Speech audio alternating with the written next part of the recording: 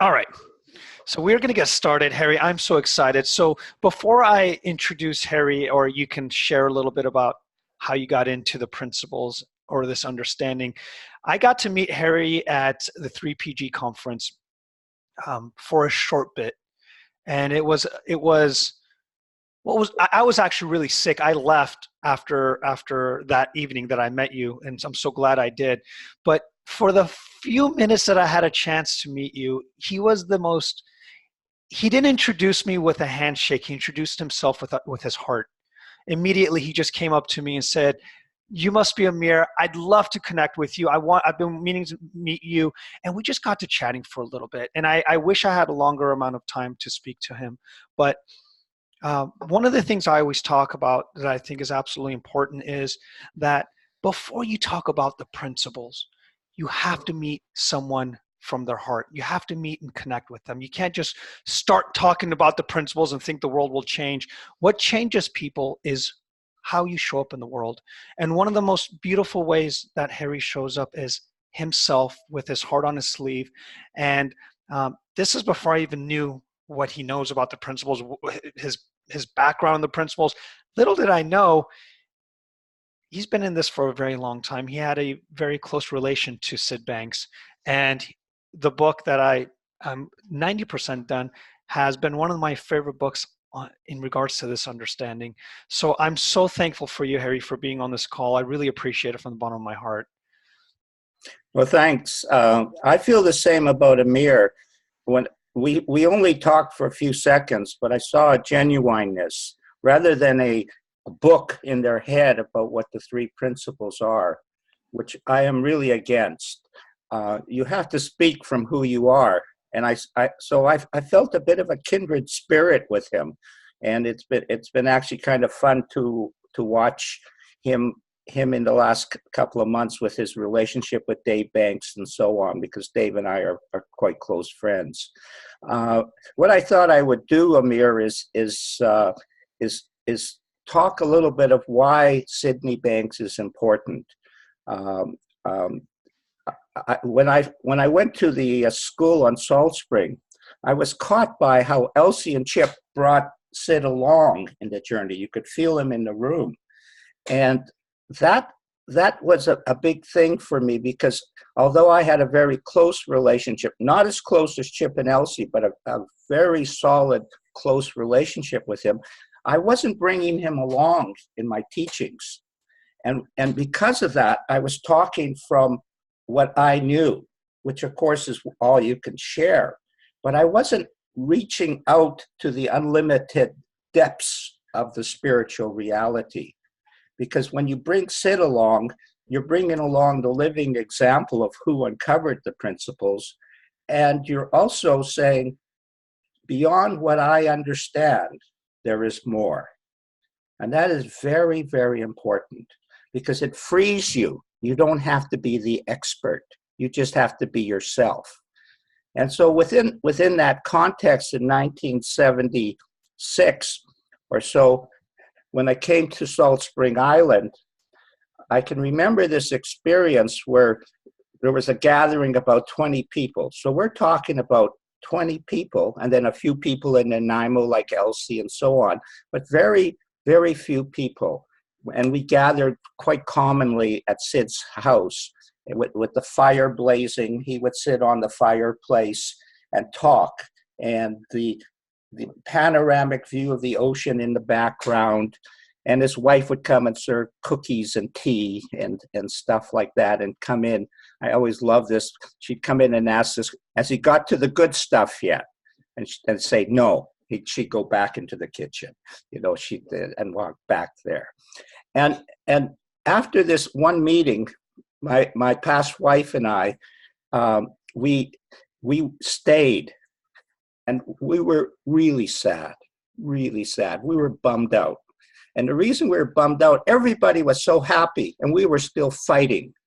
And my past wife was crying, and I would really, and he's put his hand on her and said, "Don't worry, dearie, it will happen." And in about 3 weeks or so, I was walking on Salt Spring My mind was going, you know, the normal stuff. And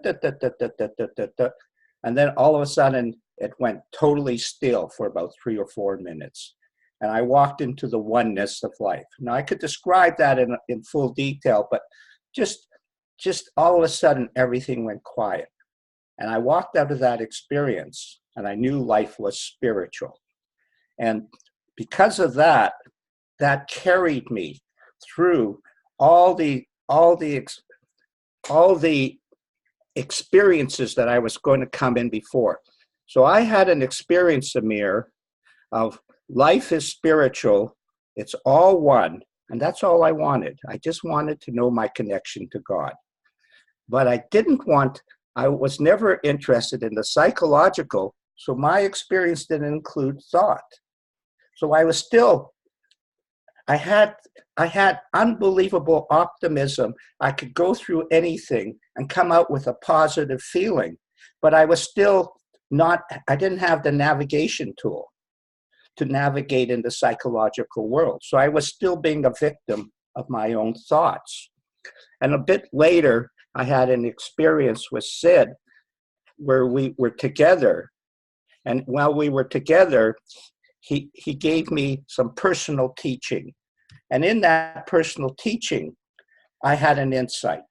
And that's, of course, as you guys all know, that's the only thing that heals. It's not words, certainly not me, not even Syd.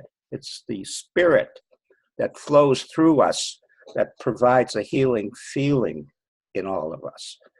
And so I had this experience where all of a sudden I saw thought was a boomerang. It went out into the cliff. I'm sitting with Syd there on top of a cliff, panoramic view. My thought comes out of my mouth. I visibly see it, and it pops back in as a feeling. And all of a sudden, I realized who was creating all his suffering. My suffering. It was the boomerang, my thought, coming back as a feeling. That just blew my mind. And then I had to piece those two insights together. You see, even though they are one, they were separate.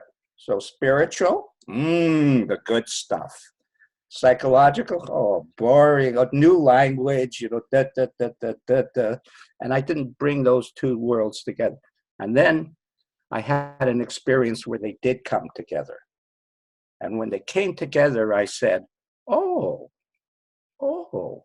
it doesn't matter whether it's spiritual or psychological. It's all the same thing. It's just coming at it from a different point of view. So all of a sudden, I was free of this image I had, bad, good. And all of a sudden, it was all just one. But the big change in my life was, now I wasn't sharing it in a way, I hadn't still walked through a state of contentment inside of myself. And just as Syd got very, very sick, Amir, Dave Banks spent the last 2 weeks he was in England, and Syd was on Salt Spring, and they were really coming together in a deep way. It was like, of course, a healing and a depth. And after each talk, after talking with his dad for about 2 hours, remember, Syd's moving on,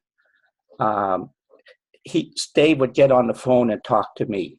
And then I would get all this energy coming from all of that. And I needed that because Syd was moving on, and that's not a happy feeling. So Dave through that sharing kind of guided me through it. And the day before Syd passed on, Dave told me a story. And I said to myself, no, Syd's moving on. And the next day he was gone. And when he left, I felt neutral. I had gone through the healing process through Dave Banks, and then that had helped me to alleviate. And then I stepped into sharing, putting out. I was raw. I didn't know so much. I hadn't had the experience that Chip and Elsie had had. and I started to share in my way. And of course, my background was the psychologist came in 1980, and that became the thing. But I went into the indigenous world. So I didn't follow everybody else. I followed my own heart.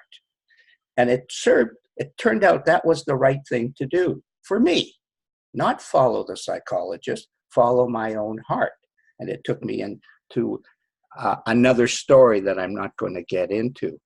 And as I became more and more content, I had a little talk with God.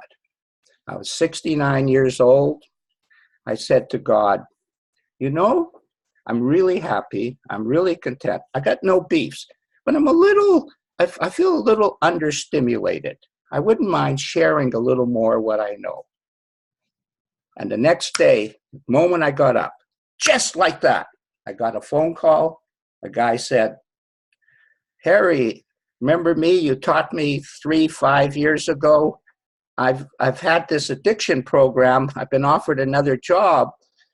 Contract is available. Would you like to do it? It's just a small little program once a week. And I said to myself, ooh, I hate addiction. Now here, listen to this, guys. This is really important. Penny, you listen to this.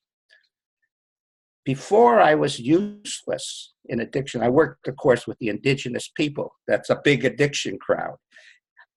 But I was absolutely hopeless at it because I was trying to fix them. As long as I was trying to fix them, I was a total failure. All of a sudden, I walked in, I had changed. I didn't notice that I had changed so much, but I had changed. I walked into it and I started to talk, just talk. I had no preconceived ideas, anything like that. And I started to share, and they loved it. First, it was a breath of fresh air. There was laughter in the room. We talked about spiritual realities. They knew a lot about spiritual realities. The crowd here knows far less in many ways. They haven't experienced all these altered states of reality that people experience. And they wanted something new. I thought, well, oh no, 3P, they're all caught up in their religion of AA and all that stuff. No, they wanted something new. They knew it wasn't working. And I had not had a crowd that really wanted to hear something that would help them alleviate their suffering. And so I started. I had never been addicted myself, but now I was just talking the principles, the spiritual reality that I understood through Syd Banks and his teachings, and how it applies through the psychological medium that we express via thought. That was my way. Most people teach thought creates feeling. And from that, they then say, oh, by the way, it's spiritual. I couldn't teach like that. See, this is a message for you guys. You have to teach the way you understand, not the way they tell you to teach it. You have to teach it from what you have experienced and no more, nothing else. You don't have to be that smart or wise. You just have to be genuine and honest. If you're not honest with yourself, you're bullshitting, pretending, even though you read all the books and stuff like that. You have to speak who you are, and it becomes alive in you. And the more alive it becomes, the more it becomes obvious, easy. And this stuff, yeah, it still keeps going. Da, da, da, da, da, da. You notice, Amir? It just doesn't really stop. You know, Harry, what you just, first of all, that was, I didn't know you're going to run like that, and you just took it out to a whole nother level. And I love what you said. And the last bit, what you said, in my last recovery group, someone came to me and said, I said, you know, how are you enjoying the class and my groups? And I'll never forget that. She looked me dead in the eye and said, the realness in you, Amir, always touches the realness in me. And it doesn't matter if you're the smartest guy in the room or if you're the dumbest guy in the room, but the genuineness in you is such a breath of fresh air, because then you're not talking to the addict. You're not talking to the person that's sick or whatever people put in their minds or in their own minds. You're just talking to my soul, and it's from soul to soul. And that's something so refreshing. And whenever I leave from this dialogue, that's what keeps me grounded for the rest of the time. And you literally just said that on the nail, because for a long time I thought I had to share the three principles or what I read or what this person said or that person said, until one day I said, how am I going to tell people to show up like themselves when I'm not doing it myself? So you absolutely hit it on the nail. Now my question comes, from your point of view, if someone here is for example, Penny is going to be sharing with people that are in the same group as us, addicts and in addiction, where do people begin? So it's easy to say just start with being real, but in terms of sharing the principles, what do you find that's important to speak about or around? Well, you're going to be at different levels of consciousness, and you can't pretend that you're here when you're here, type of thing. So that's the first thing, is you have to be yourself at the level that you're at. So all I can tell you is what I did. I kept sharing it, even though I didn't fully have I could see I wasn't having the impact that I was looking for. People were responding and I was helping, but so the first thing is keep sharing. Forget about yourself and how you're doing. Just keep sharing.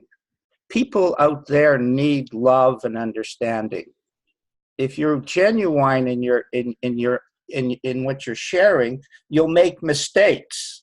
That's good, because then you can, if you're honest, you'll say, oh, that didn't quite connect properly.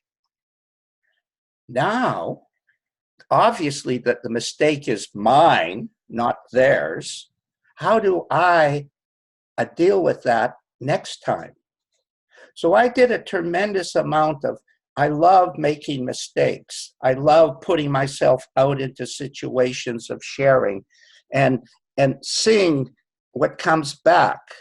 And I also saw that when it went well, my head swelled up.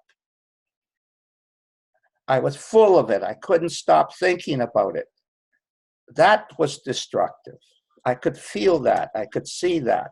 You're getting so caught up in how am I doing and so on. Remember, guys, it's a spiritual journey. It's not a linear, logical, psychological journey on one level. It's all evolving for what you need right now. And that becomes it. But the real answer to your question is, if your heart is good, that's number one, and you care, because that's obviously tied into your heart is good, and you have patience, you will absolutely arrive at a place where all of a sudden your level of consciousness is different, deeper, wiser, more relaxed, calmer, and you don't care about results. You can't care about results in addiction. If you care about results, you're going to carry your heart on your sleeve and you're going to get hurt.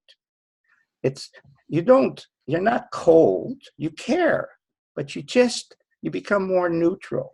That's what you want to know how you have gone to a higher level of consciousness? Your little mind has gone one little inch here. That's your benchmark. Has my little mind quieted down a little bit? Higher level of consciousness automatically brings a tremendous change. And then you listen more. I was a shitty listener because I was always, what are they thinking? That's this, what angle can I, all of that interferes with what you're sharing. Here's how it works, guys. We're in the human condition, and as your levels of consciousness rise, you go into the spiritual condition. This quiets down. And guess what? That's who we are. I'm a spiritual person living in a spiritual reality who experiences a human condition. And the human condition is the world of personal thought. Da, da, da, da, da, da, da, da. When you're counseling someone or helping someone, these thoughts come in. They can't interfere with the purity of truth. The purity of truth is the only thing that will heal people. The logic of a system, cool, but it's not for me anyway. I don't like it. I like deep feelings of healing. The Indians, the indigenous people have a beautiful word, healing. It's not about recovery, it's healing. Syd was talking about healing, total transformation with brand new eyes. So I hope, that's how I see it anyway. It's a spiritual world, guys. It's not a world that's just psychological. But, of course, if that interferes, now here's the image, Indian image. Fool's Crow said, it's like hollow bones. And the more hollow, the more the healing. I love that. And one of the things that I love working with addiction is, first of all, their heart's open. They're ready to hear something new. That's number one. And number two, they come up with the most brilliant insights that are so raw and true. One of the things somebody said to me, and it goes along the lines of what you just said, they came back to me after a couple, they had already graduated, so to speak, and they just came back to visit, and they said, what I've realized is it was my thinking that got me into the mess that I'm in. And it's not the thinking that was going to get me out of it. It was the spiritualness of it. And the problem was I was looking for more ways of thinking, more strategies to get me out, for the very thing that got me into it was my thinking and strategies, because drinking was a strategy. And they said it needed to be something above a strategy. It needed to be something spiritual, something deeper. And they said, and once you see that, it just stops making sense to harm yourself. It just makes sense to love yourself. It wasn't I'm going to stop drinking because it's not the good thing to, because I'm not supposed to. It's, why would I do that if I'm a spiritual being? Why would I harm myself? Why would I not be compassionate to other people? So, I mean, you're literally speaking my day to day, exactly how it is. And time again, I sometimes get fooled because there's times where I go, there's got to be more to it. Maybe if I do find a sneaky trick, it will make people heal faster. And time again, I get kicked in the butt, and it goes back to spiritualness. It goes back to the connectiveness of who we are. And you've pointed that out beautifully. When you say, because you've mentioned psychological and spiritual, and maybe some people may not know what you mean by that. What do you mean some people look in the direction of the psychological and some people look in the direction of the spiritual? What's the difference? Well, of course, at one level, there is no difference, but because psychology is the logic of the soul, Sure. so that's a spiritual answer to that question. But basically, the three principles have gone out in from psychologists, and they have presented thought creates a feeling, concept, idea, and that has helped people tremendously to fix their problem. And when they have been primarily, which has been irritating to me, they have geared towards the white rich crowd type of stuff so that they can make a living off it, type of thing. I use that with brackets around it, type of thing. And so the message, they took the message out, and people started to experience their problems being fixed. But when Syd died, there was a dichotomy. There was Chip and Elsie talking about the purity of the principles, and there was the psychologist talking about thought creates feeling type of stuff. and how we are the essence of our experience through thought. And then they started to come together. And when they came together, they started to get closer to Syd's message that life is spiritual. And so psychological, to me, is just simply the world, the material world, and our thought processes that we go through with it. All the thinking, all the stuff, that's psychological. Spiritual is this quiets, this stops. In the world of no thought, we're in a spiritual world, a mystical world. Mystical is defined as beyond the intellect. So in the intellectual processes with our connection of mind, brain, physiology type of stuff, we're in a psychological model and caught in this illusionary version of what we see as reality.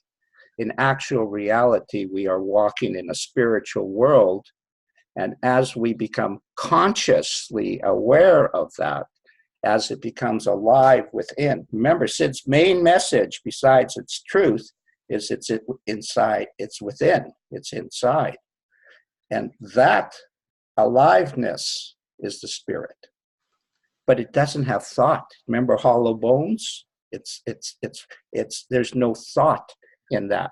And the reason you love working with people in addiction, the same way, we get very excited. This is such a great crowd of people, and they're real human beings. They're, raw human beings, They're not holding any punches. I love that. They don't like bullshit. A lot of people love bullshit, but they don't like bullshit.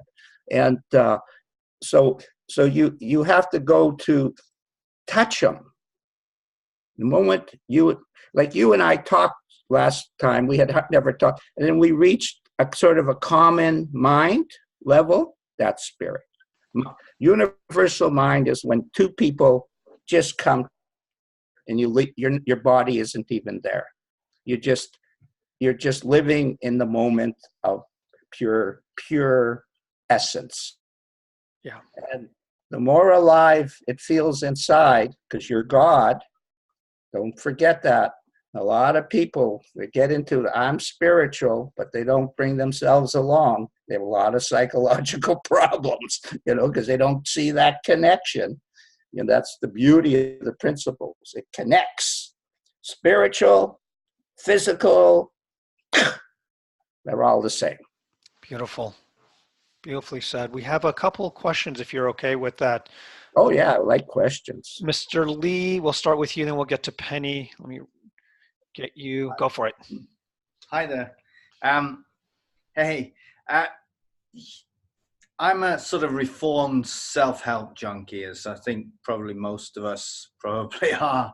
And I've read any book that I could possibly find and read Syd Banks over and over again. And this sounds very strange that I'm asking this. How do you know what level you're at? Well, it's a great question. What do you mean? That's a beautiful question. Thank goodness for that. You're the only one who can. People will have opinions. My advice is to take it with a grain of salt, because they're seeing the outside and the past. You're the only one who can know the answer to that. That's your journey, Lee. Your journey is to find out how honest you can be about who you are. And when you find it, you know it. You can know it from the clarity of the purity of the feeling. And it's true. And when you have an insight about that, nobody can take it away from you. They'll tell you, the highest people will tell you, you'll disregard it because you know. See, it's worthless until because you're still following what other people say. Right, gotcha.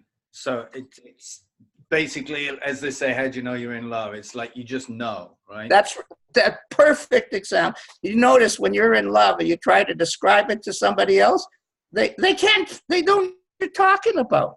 Right. It's the same, you love yourself. It's the same thing as loving another person, except deeper. Gotcha. Yeah. Your relationship with you. And all the rest of it is immaterial. Then anybody could come and tell you you're full of bullshit, and you'll say, well, you're entitled to your opinion, but it just pops out because you know the truth. I got you. Yeah. So it's an evolution of your journey, and it never ends. Right. You see, that's the beauty of it, Lee. It never ends. It continues to grow, and your understanding of that question, like you'll have an experience maybe from this show or whatever, and you'll go, I got it. And then a year later you go, oh, now I got it even more. Yeah. So you're never going to come to an end to your experience of that you're God. Right. And that you're a piece of shit. Oh, excuse the expression. Excuse it, and quotes around that. But you know what I mean. We're vulnerable. We're weak. If we didn't have spirit, Lee, I hate to tell you this, there wouldn't be too much of Lee left. Right. Right. You'd destroy yourself. I would destroy myself. I know that. I'm speaking about me here, Lee. I would destroy myself. Right. Right. But with spirit, there's purity. There's salvation. There's even more. There's magic. Lee, I love magic. How about you? Absolutely. Yeah. Yeah, you bet. Right. So I guess just to clarify, and I have got real good clarity on that. I just want to pinpoint it. If I'm saying something and I'm confident within, that's correct, of course, because you just know. If I'm saying something and I'm a little shaky with it, that's when I've gone beyond. Would you say that's correct? I know that's more of a no rules, Lee. Many times yes, sometimes no. Gotcha. Yeah. Don't get form. Images, that's ego. Right. Yeah. Absolutely. Okay. Thank you very much. I appreciate that. Thank you, Lee. Thank you, Harry, for that. Miss Penny. Hi, Harry. Mine's more of a share rather than a question, really. So I started working with this charity about 18 months ago. They're a big charity in my area, and I thought I could give a talk to their women's groups. That's how I got involved. I thought I could cope with that. And I went to talk to the lady that created it with her husband, both ex-addicts themselves. And she said to me, would you work with my staff? So I'm actually coaching the people, because all the people that work in the charity are ex-addicts themselves. Now, all these people, so I'm kind of committing to a few hours with each of them, and they've all gone through the 12 steps, so they're clean, but they're working in the arena of addiction. So they're still working with people, and they all kind of walk this fine line because they're still in that arena, but they're still trying to keep themselves clean. But every single one of them understood the rules of the 12 steps, but they needed something more. And I think what it is they needed is the spirit that was missing for them. They needed to take something deeper. And the first person, a lovely guy, I mapped out a coaching session for him, and we just went off and I don't do that now, we just talk. And I can see them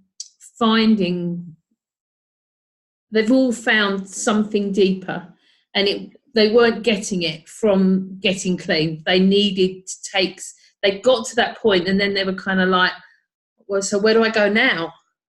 And they've all found something more, and they're all taking that now to the people who are currently trying to recover from addiction, who they're working with. And it's really cool to see it kind of fanning out. And I don't think they talk about the principles. I think they just talk from a deeper spiritual point of view that they've picked up from me. And it's just rather beautiful to watch. And it literally is a conversation. That's all it takes, with a quiet mind. Yeah, that's beautiful, the sharing, and you're showing the involvement. Can I send you 3 books Oh, yes, please. So send me an email, and I'll with your address, and I'll send you 3 books. I love sending. Thank you. Yeah, and Thank it you very also much. it answers one of the unique qualities of my book is that I do talk about AA, Christianity, mindfulness, and native spirituality, and bring it all together as honestly as I could portray it. It's very important that you understand, come with a positive feeling with regards to AA, but also see how it fits into the evolution of where we're going. I feel like my book is 5 to 10 years ahead of the world, and I actually feel it's 2 or 3 years ahead of where 3P is at. So it's a, you know, I wrote it for the future. In other words, I expect my book to sell much more in 5 years than it's selling right now. And that's because the people are have to arrive at a certain level of understanding. And you That's very cool. Yeah, you hit a very important point. The spirit, if you teach the spiritual nature, you naturally get an uplifting of where the people are at. Yeah. If you only include the psychological, it's a little dangerous in addiction. Would you agree, Amir? It's just, yes. You can really get into a dog's breakfast very quickly in that world, and especially if they have AA training, which is primarily emphasizing ego and lots of discussion about ego. Now, let me make a fine point here. When Syd started on Salt Spring, he talked about ego quite a bit. And then at a certain point, he says, well, now you know what ego is. We're not talking about it anymore. Forget about it. And in a way, the 3 principles are about the beauty inside of you, not about how messed up you are and what's causing it. And you know what's interesting? One more thing that's interesting is they all felt guilty that they were looking for something other than the 12 steps. They're like, I've got the 12 steps. Why do I feel like something's missing? And I think having the conversations with them, they realise it's okay. They don't have to feel guilty. It's just a deepening of where they've got to, you know, a deepening of their spirituality. And for me, it's deepened my understanding as well, because seeing how they have those realizations, it helps me. Obviously, it's a 2-way street, isn't it? You know, so. Oh, it's beautiful to work through that. It took me forever, honestly, Penny, to even find a harmony in being able to talk about that topic. It's part of the evolution of Penny to find a understand how to feel comfortable moving through that whole thing. Yeah. And honestly, Penny, at first I was extremely prejudiced about it, extremely. And then I started to think, and what helped me was writing the book. Then I was doing a Zoom series in Denmark, and a Christian said, you're too strong in what you're saying, and I started to it's melt. See, we're not here to condemn or to compare. We're here to share love and understanding. And as Amir and you have alluded, it's when you're sharing the love from your heart, the genuineness, that's where the spiritual and the psychological understanding comes. So remember, when I'm saying spiritual, you could be talking about mind, about thought, and that, but I like to talk about original thought more than psychological thought. But obviously, people have to have an understanding of what this thing is creating. I mean, if they don't have that, they're like I was, a victim. Even though I had an incredible spiritual insight that carried me through all the mess. Now, remember this story, guys, because a lot of you are impatient. At the age of 27 or 28, I had this big experience. At the age of 69, I found the contentment to be able to teach it. What was I doing all those other years? I could have done it just like that. But I had a lot of bad habits, and I was highly immature, and I had no life skills. I had a lot of stuff to go through. Now, granted, no, you don't have to be as slow as I was, but listen to this. Most gave up. I didn't, because of the spiritual insight that carried me like a lifting my body through all the stuff. And I came out and I was free. And I don't mean I was enlightened, guys. I am not enlightened, obviously. You could just listen to Syd and listen to me. You'll know I'm not enlightened. But I am free. I am able to navigate my way through. And yeah, like everybody else, I don't like feeling uncomfortable with myself. Yeah, that's true. You know, Harry, I do have a question. If someone is going through tremendous pain right now, or they're going through substance abuse, and um, they want to have a discussion with you, how do you begin with someone? What do you do when they're in tremendous pain? And I just have, yesterday I have a lady who was on benzos for 3 years, the heaviest benzos, 20 times as strong as Valium. So that's what she was taking. You're supposed to take it for 2 to 3 weeks, and she's took it for 3 years, and she's been on drugs since she's 12 years old, pharmaceutical drugs. And so she's part of the opiate crisis that's the world is experiencing. And so we met, and she's been off it for a month and a half. And the doctor, the psychiatrist who she had made an appointment before, couldn't believe it. He says, nobody gets off this stuff. So she phoned me up yesterday. She's really doing fantastic. We're going to even start a little group here in Vancouver. And I've really got a lot of hope for her. I would like to work with this lady because she's a subject matter expert. Remember, I've never been addicted on that level. And this is the scenario. She phoned me and says, I'm going through hell. My mind is like thunderbolts thrown. It's hurt so much. The reality is so much pain. It's just incredible. So that's very similar to your question. yeah. So the first thing I said was, you have to understand that I can't answer your question. And I'm not experiencing the pain, so I can't really, I have compassion or understanding of it. So I knew I couldn't give her like direct information about that. Because I have never experienced quite what she had, but I've experienced pain in different levels. And so what I did was, all I knew was that I talked as genuinely and honestly as I could, with an understanding that I didn't have the answer for her. I didn't. And as we were talking, and as the levels started to, you got to realize, it's all addiction is, Penny, is raising the level of consciousness. That's it. The level of consciousness raises, they get an insight, they see what they have to do next. Maybe they won't see the whole picture, but they'll see a piece of the picture. Like me, piece, piece, piece, piece. And so the level raised, and in the middle of it, of this pain, of this thunderbolts, I mean, we're talking, and the question is, the benzos, me being off the benzos, causing this problem that I'm having?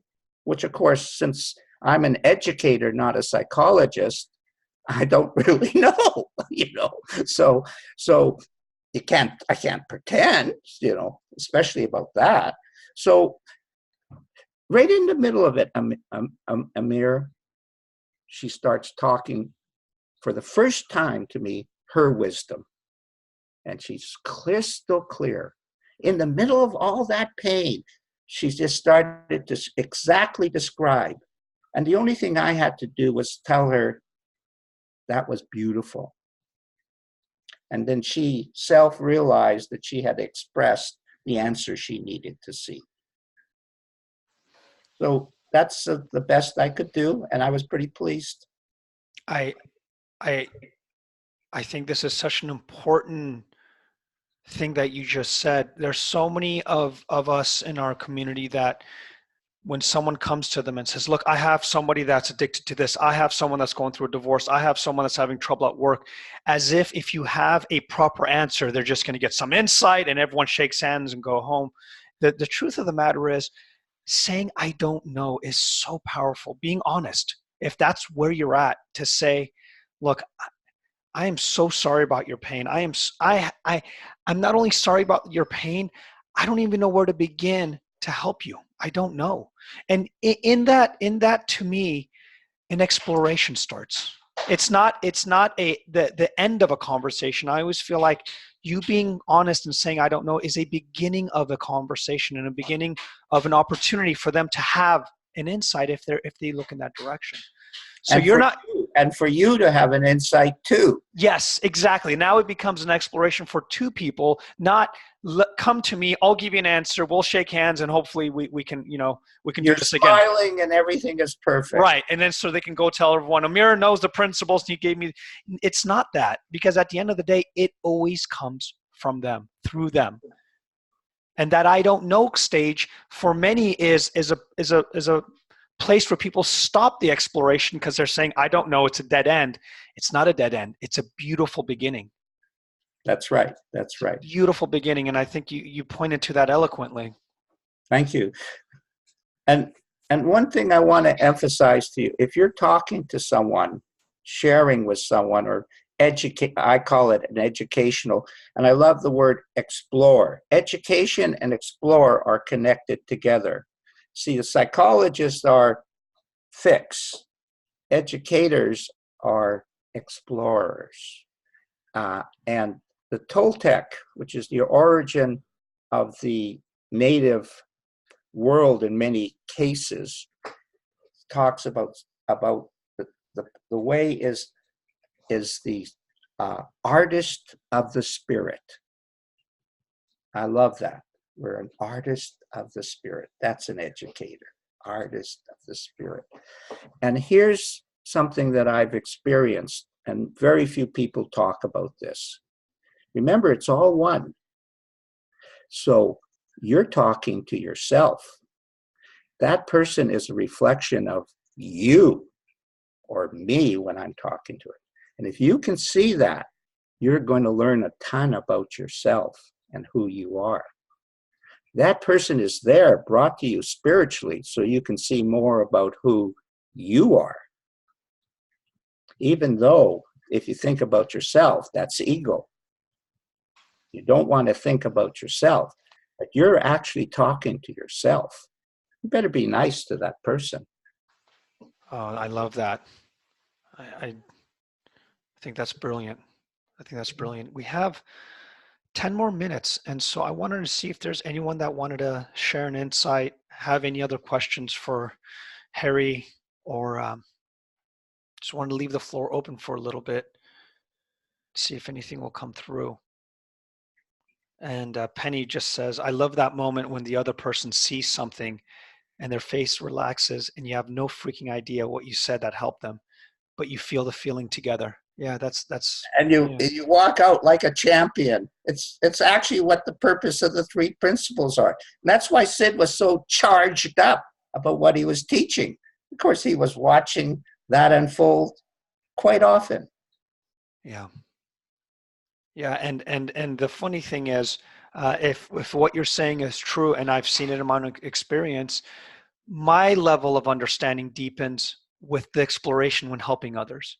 That's one of the beauty of this is the more we explore together, the deeper my grounding gets, as well as the grounding of others. It just becomes, as George would say, boats rise with the tide. It just kind of has that effect. Yeah, and you have to practice, guys. I mean, you just don't automatically arrive at. You have to practice, and the practice is the doing, and the doing is the living. And the living of the truth is the way you grow in an ordinary way, because you've got to take yourself out of the picture, because it's not you who's doing the healing. It's not me, obviously. Gee, if you guys had to listen to me, I hate to say it, you would be quite bored. And of course, that's why I never had results before, because I was talking about me and what I thought you should hear. Yeah. I don't know what you should hear. I have no idea. And to tell you the truth, the less I pay attention to that, the easier it is to hear what you need to hear. Somebody asked, and it was answered, is what's your book's name? And it is called The Evolution of Addiction Recovery. And I wanted to ask you about this before we leave. You specifically wrote book one, and I want you to elaborate on that. What's the meaning behind that? Well, when I started to, you realize I'm 69, now I'm 71, so I've been in the field for 3 years, not that long, except all the clients and students have been teaching me, and I've been paying attention. I've been an open vessel, not paying attention. And so all of a sudden, Syd once said to me, Harry, you've got to start sharing. You think you're going to live forever. And I said, well, of course I was younger then, but now at 72, you go, I'm not going to live forever. I better shit. So it was a motivating factor to writing the book, was that I better write it now or else I may never get to it. And so of course I'm not the type of guy who does layout. I'm just spontaneous. So I had 0 pages written when I decided to write a book, but I had a feeling. And that I trust. And that feeling said, write the book. So my first concept was, I'll write the perfect book about the perfect program for addiction, which Penny, of course, laughs right away, saying, yeah, good luck with that, Harry. And I suddenly realized, I don't know enough. I simply don't know enough to write that book. So then I started to realize this is book one, because if I write another book in a couple of years, maybe I'll be able to get closer to that dream. What is the perfect program in addiction? Like AA has a program, and it's certainly universal. I don't see no 3P program out there, guys. I mean, we see a lot of sharing and stuff, but there's not a program. And our Addiction, Alcoholism, and 3 Principles Facebook group throws out resources in that area, but it's still, it's just a level. So book one was where I was at. And then so what happened was I had an idea for, I needed a start. And Keith came on and he talked about, he's a clinical guy, and Keith and I had worked together with the indigenous people for 6 months. And so I had a bit of a connection there. And I said, well, this is how he's explaining it. Maybe I'll put it there, get it there. I'll start with chapter 2 with that. And then each chapter just rolled along. It just came through the experiences I had. I had no idea what the next chapter would be.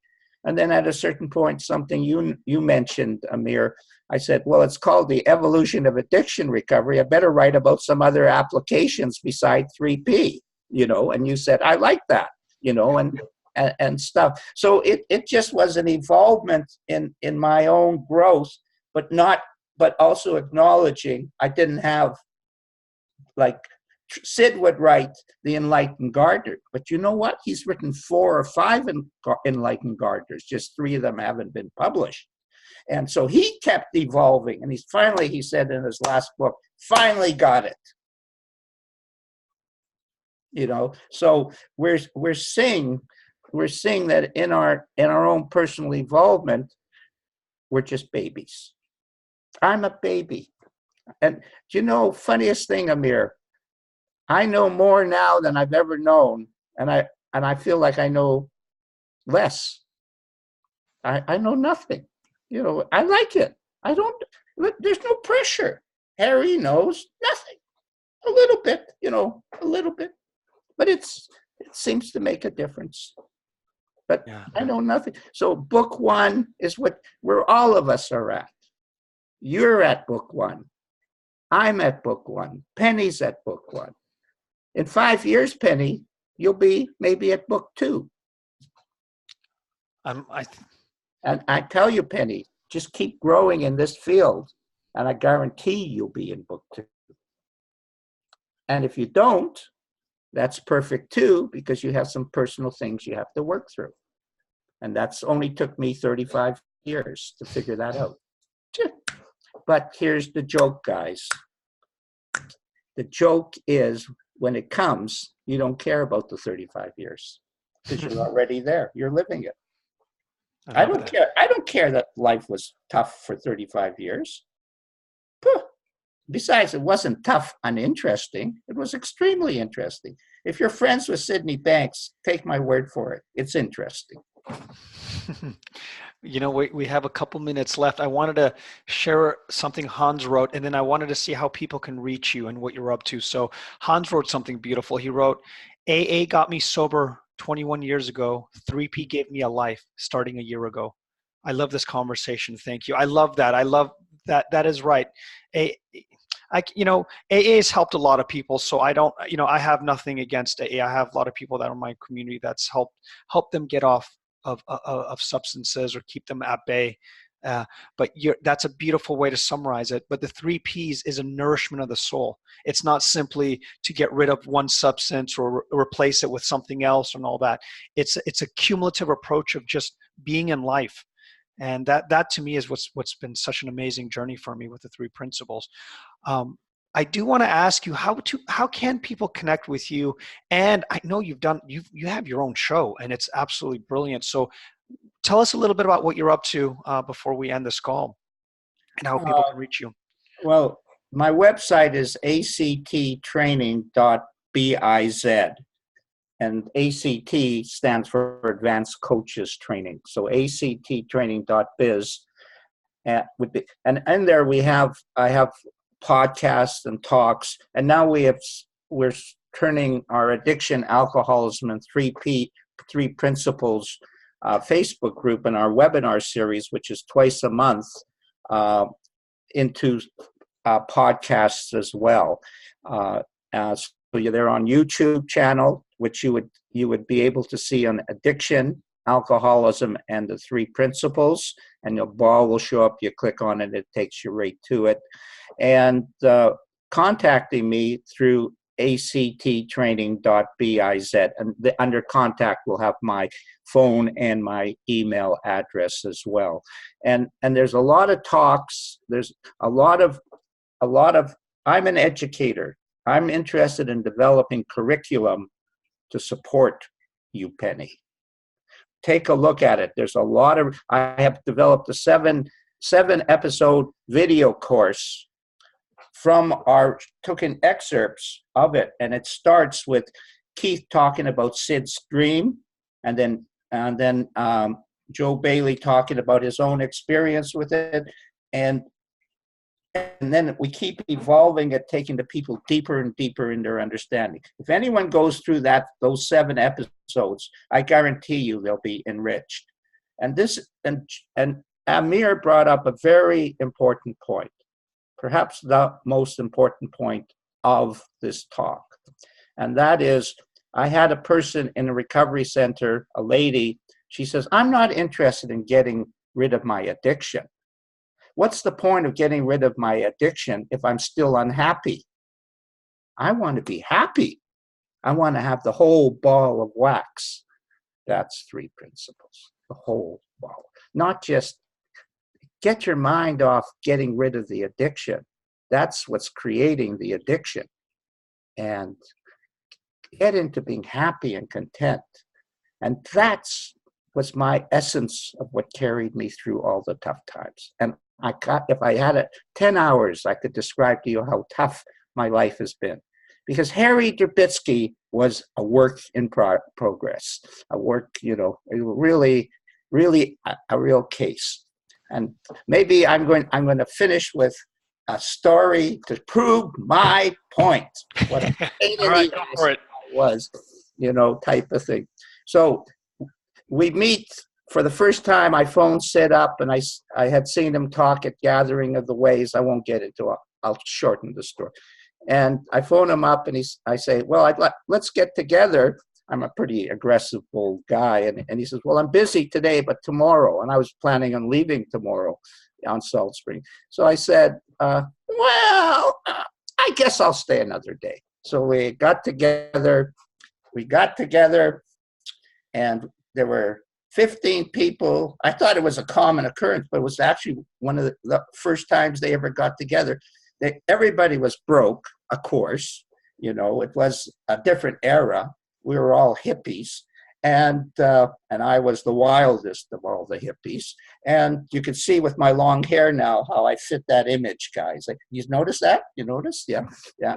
You know, I should get a haircut one of these days. You know, and so Syd and Barb show up dressed to the nines, and we have spaghetti dinner. No meat, of course, you know, because we can't afford meat. You know, it's just noodles, spaghetti noodles, big pot. Everybody eats, and then Syd talks. At the end of the talk,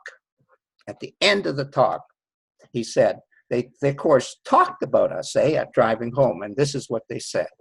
Well, Cindy, that's my past wife, they said, maybe, but that Harry Derbitsky, no chance at all. That's incredible. I love that. Isn't that a laugh? Yeah. No, he's absolutely not. So, ladies and gentlemen, remove this talk. Don't listen to him moving forward, and you'll be better off, is basically what he's saying. Yeah. Well, Harry, I loved every bit of this, including the last story, and I'm going to leave the URL of how to find you, your website. I'll put the links in the video clip and on Facebook as well as YouTube. And thank you again, you guys. I haven't done one of these in a while, and I'm so glad to have you after I've had a little bit of a break. And thank you so much for everyone that joined us today. And this recording will be up. And Harry, one last question. Would you ever be down to have another conversation coming up? We're actually going to do one in our VIP group, hopefully soon. But besides that, in the oh, absolutely. It'd be my treat. This has been a lot of fun. I love talking to a new, fresh group of people, and the energy is excellent. And Amir, you're a wonderful host. See, Thank you. I want to say, the days of people worshiping the head speakers and just go, oh, what you're saying is so fantastic, that's got to end. You have to have people like Amir, who interjects his own energy and feeling to bring the show alive, and so on. He's part of the process. And so I noticed that, Amir, with us, we can be real. Like, we can have a good time together. I agree with you. And I really appreciate the sentiment. And again, loved having you. Loved the energy of all the people that showed up and shared a little bit as well and asked questions. And on that note, folks, have a wonderful rest of your week. And Harry, it's been such a great pleasure. Thank you so much. Bye, you guys. Bye. Thank you so much. Nice to see you again. Yeah. Thank you. Yeah. Thanks, guys. Truly Jets appreciate it. iPhone, thank you so much for joining us.